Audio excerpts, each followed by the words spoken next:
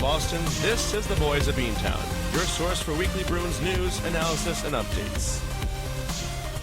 Diagonal tape to Marchand, Deeks inside, and it's Collie robbed by Ramo! Curry Ramo with a spectacular Oh my God, Ramo. God, he's just my nightmares this week. I mean, he played so good. It was such a good game we played against him. We should have come out with a win in that situation. But it was a great game. I mean, yeah, that's kind of what you have to ask for in that point with an overtime loss. You really do. But you know what? Welcome to week number 8, folks. Remember the hashtag Guess New Studio? No, I don't. You do remember. No, I we don't. used it in 3 weeks. 3 weeks? 3 weeks on the podcast, we use hashtag Guess New Studio. I mean, maybe it's the NyQuil that's taking me down, but I have no idea. Fine, but you know what? Instead of that, it's hashtag We Got a New Page. We are now officially streaming on the WEBN-TV Boston page. You can find us there every week. We got a couple episodes left in this season before we come back at you in the new year with some new stuff and a new season ready to go. A whole new world. Whole new world. Let's just go with that. Bruins ending up on a 3-game road trip in Western Canada. They're coming back 1-0-2. Shootout loss to Edmonton and an overtime loss to Calgary. You know, let's just start with Edmonton. Let's go right down the line here. 3-2 and a shootout. And, you know, last week I talked about how much I love shootouts. Guess what? I don't like them anymore. I'm done. I hate them. I told you, it was bound to happen. We can't expect this Bruins team to succeed in shootouts. And if you look at the past couple of years, that's been the story. You can't expect it to change after just one. So, I know. But, you know, a guy can believe, right? No. No? I can't believe. Just you're like you don't believe in Santa Claus because you're a little Grinch. Well, fine. You know, we're not going to get into Christmas argument today. We're not going to do that. Well, you were yelling at me last week about Thanksgiving. Yeah, because you sharing hate it everywhere. stuffing, and you're a loser because you hate stuffing. Yeah, well, you're a loser because you don't believe in Santa. Okay, fine. Bruins going 42% on the face-offs, 28 for 67 in the Edmonton game with 40 shots. 4 of them in 36 shots against. Tuukka Rask was getting the third star of the night, which, okay, I can see it. I mean, he gave up it's a shootout loss, but he still played good. 40 shots on net. He stopped 37 of them, and that's 36 saves, I should say, because they shoot up. Yeah. But a 944 save percentage, and that's higher than what his season average is. It's better than he was playing recently.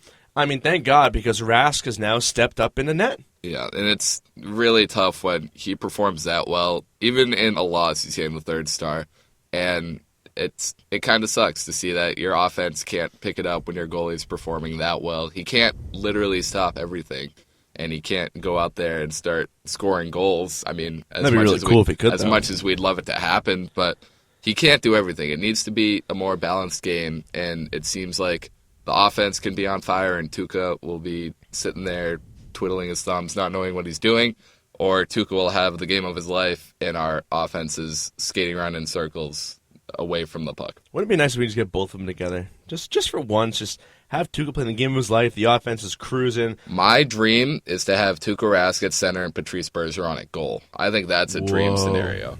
That's a wild scenario. I think it could happen. I think we could succeed with it. I mean, I so? hope people don't think I'm being serious right now because I sound pretty serious because I'm sick. But yeah, I mean, well, you know what? I mean, enough about Edmonton because I mean, Edmonton's one of those games where it's like, we're out there. It's the first game in Western Canada. It's a big change. You did say it was a win. You were calling it last week. You called me out when I was wrong. I'm going to call you out. I thought it was going to be a win. I really did. I thought we had it. Up until the shootout, I thought we did have it still. But let's look at Calgary. Calgary, in my opinion, gets a nomination for the Game of the Year. And everyone listening at home right now is probably swearing because they lost 5-4 in overtime. But you know why I say it's Game of the Year? Because we go out there in a back-and-forth hockey game, one of the most impressive games I've seen, to the point where it's 4-4 going into overtime, but the way these goals are coming, Bolesky with a beautiful shot, Marchand and Chara working together in the second period, Marchand on a penalty shot in the third period, and that was given to us none other by Mr. Dougie Hamilton. And I was glad to see he did not have a good game because I don't like him. I know, we talked about this. He had an all right, except for that one key penalty. Yeah, he had a couple mistakes. He looked like classic Dougie where he just had no idea what the hell he was doing on the ice. But you know what? It's one of those games where we went back and forth so much. The Bruins started out so bad. They started out atrocious. Down 2-0.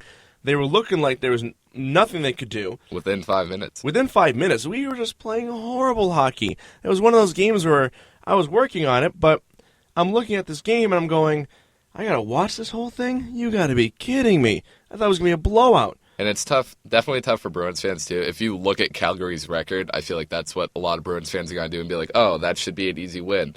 I feel like we might have done it before, too, where, oh, Calgary, they're 11-14-2, easy win, who cares? But they're a talented team. They're a young team, talented team. They're young and talented. I fully agree. And Johnny Gaudreau, of all people, he was the number one star of that game, and he deserved it. Let's be real.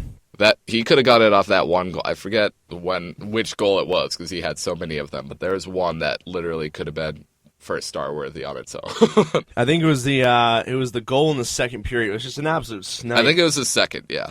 But and in the overtime, I don't know. I love overtime. I love the 3-on-3 format. I think it's the best thing the NHL has done to this league since hockey pucks. I don't know about you, but it's action packed. It's heart-pounding. You never know what's going to happen.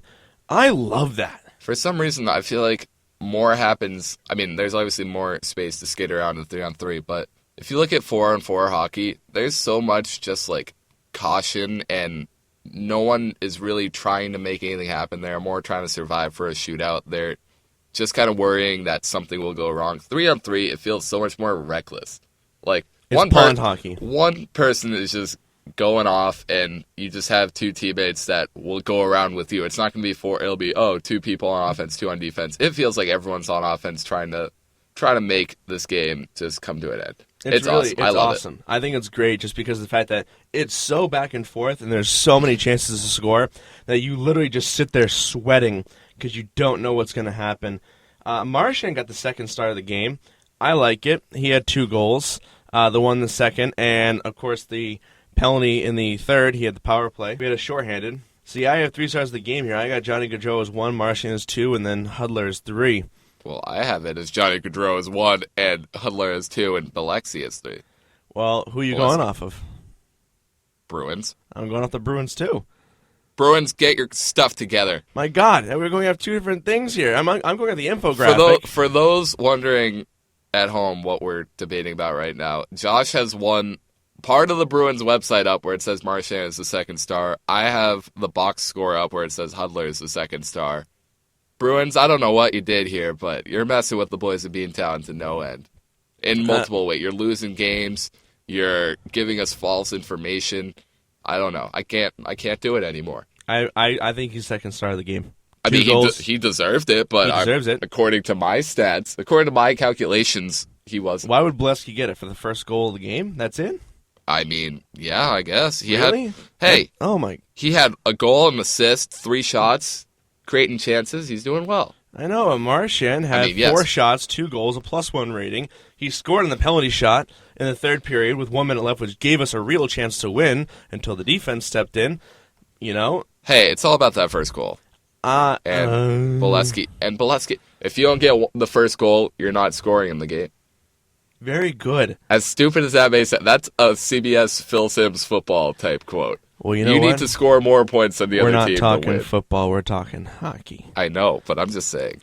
Well, I think they both deserved it. I don't know. That's why they did it. The Bruins didn't know who to give it to. They just put it right on the site. I still say Marchand. Come on. You got to give it credit. Yeah, the first goal is important, but so is getting the last one that gives a lead late in the game. That's even more important. Yeah, but how'd that lead work out for him?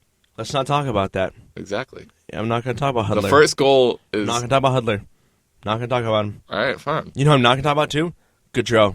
I hate him. All right, we already I want him on our team badly. We'll never get him. Well, yeah. But I would kill to have him on our team. He's like a Sagan. He really is, though. I think Sagan's already young. He's just a young Sagan. He's going to have some stats in his career that could break some records, I think. That might be a bold belief right there, and I know we're I don't think it's a really big, bold belief, because you know why? I think it's an actual statement. I think he's going to have records. The kid's filthy. Yeah. It's second year in the National Hockey League. The Bruins went 50% on faceoffs that game. 38 shots for him, including the overtime, which isn't bad. Tuukka came in the middle of the game. Gustafsson gave up 3 goals on 11 shots, which sent him to the bench. I think it's a smart decision on Claude Jullien's part. Yeah, but you're the one that was saying a couple weeks ago he should be playing more.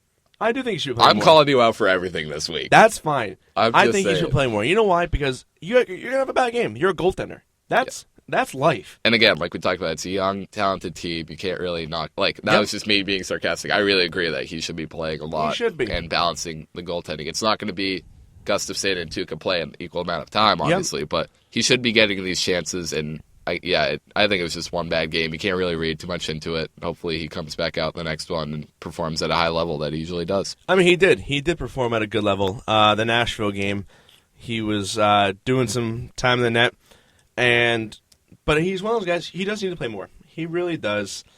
And I believe they're going to give him those chances. And if you had a good game every time you step on the ice, then you're not a goaltender. I hate to break it to you. No one ever has that perfect season where they're just nonstop on the ice. You know what I mean? I feel like every time I watch Carey Price, that's what I'm thinking. But how dare you? not to be that guy that's talking about the Montreal Canadiens as a Bruins analyst, I guess, but Carey Price, for some reason, every time I watch him, is that guy that's having a perfect game no matter who he's facing. I know there are games that, yes, he's not that great. You know what the problem is, though, is that he gets hurt so much. You want to know what his problem is? He's too good looking. He's too good looking? Yes. You're kidding me. You're really about to make this statement that he's too good looking to be in goal? Yeah. Oh, God. He's a good looking fella. Oh, God. Okay, well, you know what? I guess Carey Price is too good looking. We're moving on. The one point I do want to make about Calgary, though, before I get my rant later on, because my rant will involve this game. I think this is just a spoiler alert. Best rant in the podcast so far. How many have you done? 3? 3. I got a good one coming up next. You're going to love it. I think it's going to be the best. I do, too. But the big point I want to make, 4 penalty kills for the Bruins, which is really awesome. And with the team that we were almost in dead last right now with penalty kills, to get 4 against a young team like Calgary, that's a good confidence booster. Wouldn't you agree? Yeah, I think it's really good to see because for some reason, I mean, I know you're about to rant on this, but our defense will struggle at times with just horrible mistakes, and for some reason, we can recover from those. I don't know how. I mean, I think at this point, you just gotta, if you make a mistake, go hit someone in the face with your stick and just go to the penalty kill because the Bruins will somehow kill it off. I mean, I fully agree. You fully agree that they should go hit people in the face with sticks? Do you endorse that right now? I do not endorse that. But I you know do. what? If it happens in the course of a hockey game, it happens in the course of a hockey game. Let's move on to Vancouver. 4-0. I love beating Vancouver. I love beating the Sedin sisters. It's always fun being in Vancouver. Brings back some good memories. It brings back very good memories. I still remember being in the basement of my friend's house watching that game, jumping up and down when we won the cup. I remember telling my mommy when we were down 3-2 in that series that we're going to win this series, and she laughed in my face. But, I mean, I guess I was right there, too. As usual. I could say you were, yeah. I would agree. You know? I mean, it's not, like, disputable I was right. Like, that's just what happened. I mean, but, like, Marchand, Krug, Ferraro, Randell, everyone's getting in on the scoring. I think it was really important to see Marchand continue his hot streak. Though I think the most important, Ferraro, having him come out, get the first star, it was awesome to see. But Marchand continuing his hot streak is amazing. He's listening to your rants. He must be. I'm telling you, every time you rant about something, it all happens the next day. I think Marchand going on this hot streak is huge for this Bruins team. If he can continue, I mean, obviously, if he can continue this throughout the year, it'll be awesome. But I think just getting these couple games in a tough road trip like this is perfect. You know what I'm really more impressed with? Landon Ferraro. He wasn't a really big contributor in Detroit, but he's come here and he's had his role. He's on the 4th line, but he's contributing. He had a goal last night. He had 1 assist. He was a +2. I mean, he played well. And he's consistently played well. And I love that. I'm glad that we picked him up, and he's not a 3rd or a 2nd or a 1st liner. Absolutely not. He plays his role. He does his job. He plays his role. Yeah. And he does the job he's been called to do, and I'm glad he's doing it. And you know why I'm glad? Because that means I don't got to worry about Max Talbot. Oh, God. I don't want to talk about Max Talbot again. He got recalled again. We're going to talk about that a little bit later, but he got recalled. The Bruins had the 1, 2, and 3 stars. The number 1 star of the game was Landon Ferraro, 1 goal, 1 assist, +2. Second star of the game, Brad Marchand, 1 goal, 5 shots, and +3 rating. And Tuukka Rask with 17 saves and a 1.000 save percentage. I mean, not that impressive, but just say it. He faced 17 shots. That's what I'm saying. He didn't have an outstanding game. I mean, obviously he shut him out, but I know. It was one of those much. games where there was nothing for him to do. He could probably lay down on the ice and they'd still be shooting at his face. I would think so, just because I really hate Vancouver. 54% of the faceoffs, though, 29 for 54. And, well, you know what the cool fact about this game is? It was Brad Marchand's 400th NHL game. That is pretty impressive for any statistic. And it's also probably, his 400th game with a penalty for something stupid? I mean, he didn't listen to you there. But I know. He always gets dumb He's trying penalties. to make it up for you with his offensive talent, and he's just not making up for it with his smarts. I know. The Bruins came back from Western Canada, though. It was a whole day Sunday of travel. And I was with my professor the other day, and he was telling me, and he had a really good quote about this game. And he says, one of those games you drop the puck knowing you're going to lose. Because you come back from Western Canada, and you got to play against Nashville, who is 14-8-5 as of last night. That's a tough aspect in itself if you haven't been on the West Coast for the past 5 days. I mean, being in Western Canada and coming all the way back, that's one of those games, like, if you can win, that's great. It was 3-2 the final. We kept it so competitive. I was happy. Yeah, you can't... Nashville is a tough team. They're always one of those teams for me that I don't know what it is about them, but you look at them a couple years ago and you're like, oh, wow, it's Nashville. But they've stepped up, and it's definitely a tough game to play, especially after a long road trip like that. And, I mean, yeah, it was a close game. We didn't have a lot of shots on goal, but other than that, we kept it close. We took advantage of some good opportunities. So, I mean, I was happy with it personally. I was too. And the highlight of that whole night for me was when Tyler Randell fought Eric Nystrom, and he punched him into next Thursday. I saw, this is a little like tangent, but I saw on Twitter it was like an iPhone video, but they were first row right in front of it. Lucky guy. That final punch looked insane from that close. It was devastating. I probably would have been passed out for a week if I took that hit. And if you haven't seen it, folks, please go on YouTube and watch the fight. But just in case you can't, we're going to play the audio right now. Take a listen and just picture this fight in your head. Weber holds. Well, Randall's going to square off with Eric Nystrom. Right on the spoke B. They engage. Nystrom trying the right. Couple of hard rights. Nystrom taking a pounding right now. Oh, Randell just drops him. He's leaking pretty good. Tyler Randell, a cult hero in the making. He's got 4 goals. He's got 3 fights. He's got a bunch of teammates who love him. After watching the replay, Randell gets like 4 or 5 right hooks in that I'm surprised the guy didn't break his damn neck. It looked like a Lucic fight. From when Lucic was just going in and fighting everyone, that's what it reminded me of, with just hard hits. It was awesome to see. Well, did you, Randall's a physical guy, I would say. Yep. He knows when he has to step in. Is he the next Lucic? I think he is. I don't know if I said this in the podcast, but I might have said it to you like around the time that he started performing well and coming up, but I truly believe he is.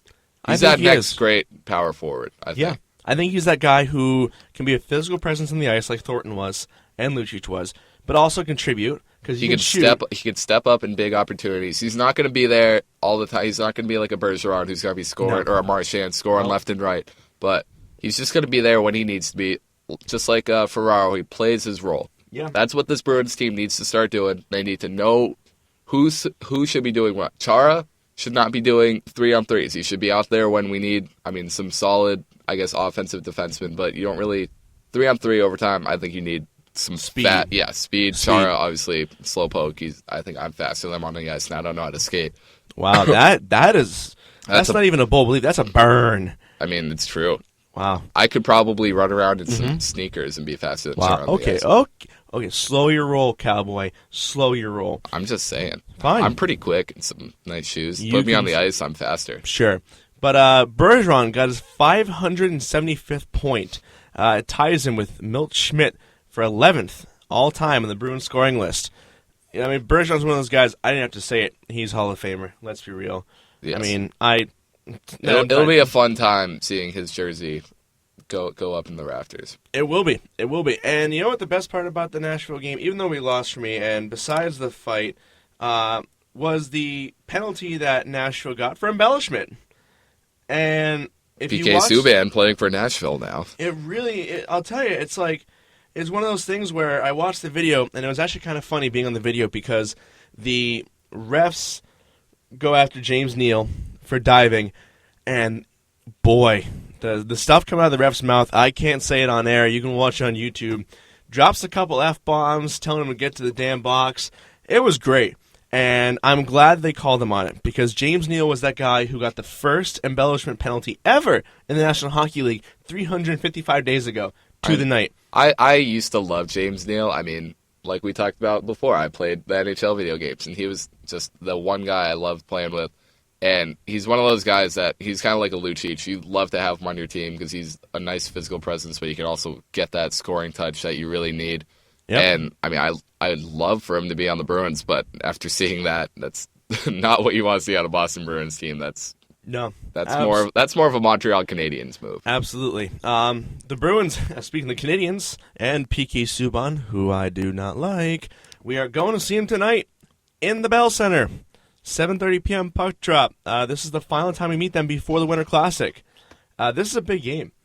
This is a really, really, really big game that we need to win. I'm just not looking forward to it. That's all I can say. I don't. Really? I think after the past, I mean, we kept it close with Calgary and Edmonton, but I feel like that's not going to be. If we play at that level, it's not going to be close enough for Montreal. And I feel like this is another one of those games, prime time, NBC. I'm not trying to promote it or anything, but it sounds like I am. I think it's one of those. We need to win this one though, because we need to. Need to win this one. I don't think we do. You can call me back next week and be like, "Hi, you were wrong when we do win." But I personally think I don't know. I think that we have to play well, and if we don't win, we have to play physical to show that we mean business. Because we cannot have the Canadians having an edge coming into Gillette on January 1st. I mean, yeah, I think. For some reason, every time we played, I was going to say play Gillette. Every time we play Montreal, we just don't play. We don't have. Remember, we talked about balancing games. We don't have either side. We don't play smart. We don't play physical. We don't have a nice scoring touch. We just forget how to play hockey. No, absolutely. If we can at least get some physical presence out there, I know it might not be a high scoring game or anything like that. If we can keep it close, I'd say 2-1 is my prediction. 2-1? Okay, that's a fair prediction. And believe it or not, we only have 2 more meetings with Montreal in the entire year. And it's actually kind of surprising. We have tonight in the Winter Classic. And then January 19th at the Canadiens. And that's it. That's it for the year. I mean, maybe we'll see them in the playoffs. I know we're going to see them in the playoffs because we're making the playoffs. Yeah, but will Montreal make it? No. They won't make the playoffs or they won't make it to us? I'm saying they're making the playoffs. I meant make it to us. They're not making the playoffs. Bold belief for the rest of the season. Okay. I mean, again, Montreal's we're going to collapse. The Bell Center is going to melt its ice, and they're going to play on roller skates the rest of the year. Wow. You're saying the Montreal Canadiens are never coming back to the NHL after this never. season. That is the boldest belief. Quebec Nordiques. I'm going to say right now, that's the boldest belief of this show, and I had one where Santa Claus is going to be coming to the ice and scoring for the Bruins, which still could happen. There's still a couple weeks. Well, fine, but you know what? Kampainen's not traveling with the team, and your favorite player got recalled from Providence to come play. He is my favorite player. I'm telling you, remember that prediction. He's coming back. Games of his life. I can't wait for this to happen. Fine, but you know what? There was an optional practice at TD Garden this morning. Tuukka Rask and Jonas Gustafsson, along with injured defenseman Dennis Seidenberg and Colin Miller, were among the 10 players that were on the ice for the practice. It's always good that the two goalies, I should say, are getting out there and getting some work. So I'm happy about that. I mean, it's optional. I'm glad the guys who don't need it are taking their rest, but I'm glad to see that almost half the team is out there getting some kind of work in before a really, really big game that you got to go play. Yeah, I'm like I said, I'm still nervous for tonight. I don't know, or not tonight. Is it tonight? It's tonight. It is tonight. 7:30. I don't know what day it is. Like I said, NyQuil, I'm sick. This is a rough week. I'm still nervous for it. I hope we have Tuukka out there playing as well as he did in the past couple games. I think we need a huge, huge momentum boost, and I think it'll really take just quick scoring tonight. I know I said I hope we just keep it physical and keep it close, but if we can get that first goal, I know we talked about it earlier, it's not the first goal that matters, it's the last one, but I think if we can get that first goal, get a hot start, I think with the momentum this team has from this road trip playing well and that Nashville game keeping that close, I think we win this game if we score the first goal. That's my bold belief for tonight. That's a good belief. I think it'd be nice to win this game. Little piece of non-Bruins news, by the way, before we get to our one last segment. The Broward County, I don't even know how to say it. The county itself is voting on an $86 million bailout of the Florida Panthers. Can you believe that? It's a lot of money. That's a lot of money. That'd pay for me to go to college a lot. If they say no, there's a very good chance that you can see the Quebec Nordiques by the end of the year. Or by the beginning of next season, I think. That'd be nice. I know. But $86 million. I could pay for that out of my pocket. I'm sure you could. Pay the money. Yep, that's absolutely fine. I really want to rant, though. I know you do. I'm very ready. I've been looking forward to this since you told me about it. You texted me that night, and you're like, I'm ready for this. Yep. Do you want me to try and time you? Sure, give me a time. I want to see how long I can go for this one. All right, wait. Do you want me to time you or give you a time limit? No, just time me. Don't give me a time limit because I will tell you to back off and probably push you out of the studio. Ready? I'm going to count you down. All right, here we go. 3, yep.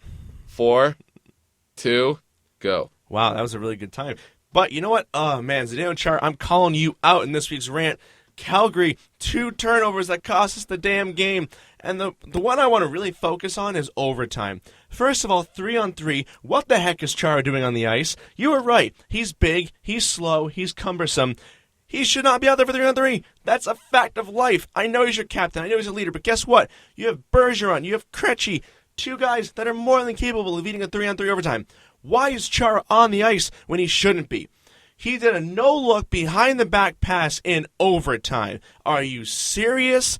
I mean, come on, dude. This isn't time for finesses and skill. That's what you got the skills competition for in 2 weeks, if you make it to the All-Star game, which you probably won't, let's be real. Why the heck is he doing a behind-the-back pass? Oh, my God. And on top of that, when Calgary breaks out in a 2-on-1 situation, he goes to the bench to get replaced. He doesn't go up ice to try and defend. And you know what happens? He goes to the bench. Gaudreau sneaks right up the middle, undefended, 3-on-2, puts it in, wins the game. Damn it, Chara, what are you doing? Come on. You're better than that. You've been in the league for, 17 years now? Seems like 30. It seems like 30. But come on, dude. You know better than that. You're the damn captain of this hockey team. What are you trying to do to yourself? Earlier in the game, you had a turnover with a really stupid pass in the defensive zone that got intercepted, which, once again, I was watching and I was like, what the hell is this guy doing? And that pass gets scored on too. I could have forgiven it because we tied the game, we played a good game, we went to overtime, fine. But I will not forgive you for the overtime stupidity that you decide you want to have. I mean, this is one of those mistakes where I would predict Bolesky would make. Or some really, Max Talbot. Max Talbot, sure, why not? But you know what? You're the captain of this hockey team. You're making a dumb play like that. Come on. You're putting yourself and your team out of the game. You single-handedly ruined overtime. And it was a great overtime, too. We were going back and forth. We had multiple chances. Rask had just made the save of the year on the previous drive. We had good momentum, and you do something stupid like you're in a skills competition. Give me a break. Done? I'm done. 2 minutes and 20 seconds. That's it? Wow, you thought it was longer. I thought that went too long. Not too long, but that was a long one. I used to time you at 1 minute. Think about that. You just almost tripled that time. I don't care. Because you know why? It's one of those plays where I'm like, I physically could not believe he could do something so stupid as a team captain. I mean, come on. That is a Max Talbot-style play. I mean, and I'm dissing your favorite player, I know, but I don't care. Hold on. I have another hashtag. We have 2 today. Okay. We had hashtag get us new SoundCloud. That one's fulfilled. That was a new one. That was brief. It happened. Hashtag Max Talbot for captain. It has a nice ring to it.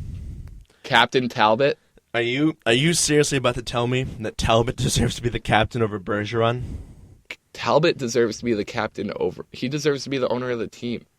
He deserves to do what he wants. I think he should be captain. I think he should be the head. If I give you a minute, could you tell me why you have an obsession with Max Talbot? I couldn't go for a minute because there's not that much to talk about. Fine, but I could give you top 3 reasons. Please do. This is going to be good, folks. Do you want me to count that? Do you want me to give him a specific order? Because I can't go in a specific order. You're putting me on the spot. I just want to hear him.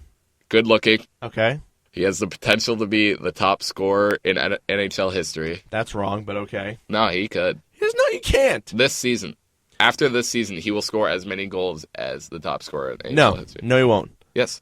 You're telling me that Max Talbot, a guy who's been in the league for 7 years and who is fluctuating from Providence to Boston, is going to score more points than Patrick Kane, Yes. David Krejci, Yes. Johnny Gaudreau, Yes. Jack Eichel, Yes. Connor McDavid? Well, yeah, that one's not that hard. God, you're insane. Hey, I have another reason.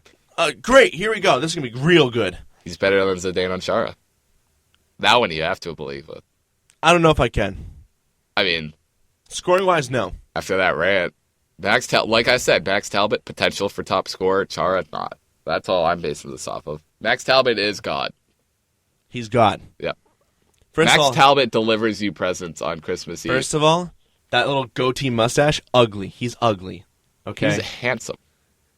He's He's distinguished. gotta shave that mustache. It's killing me. He's 2, distinguished. he will never be as good a leading scorer in the game. Never. Absolutely not. He will never be leading scorer on this team. He's going to score 4,000 goals this season. 4,000 goals. Now we're just like, I think that NyQuil's really acting up. Let's be real here. It might be. I'm very sick. I'm about to, like I said before the show, I'm about to go take NyQuil during the day just so I can nap. Fine, you can do that. I might need it after this. Yeah, I might need it too. After that ridiculous display of love for Max Talbot, which I will never understand, and we are done talking about. But you know what? I'm just looking forward to Montreal tonight. I am looking forward to Montreal tonight. You want to know why? Why? Because Max Talbot's going to win us the game. That's it. We're done. We're done here. That's going to do it for us, the Boys of Beantown. If you have any topics you want to discuss, email us at boysofbeantown@gmail.com or tweet us at boysofbeantown. As always, you can find us on SoundCloud, YouTube, and iTunes. I'm Joshua Powers. I'm Captain Talbot. Oh my God, I really hate you. Tune in next week for more Bruins news and updates and to find out if Austin's off his NyQuil.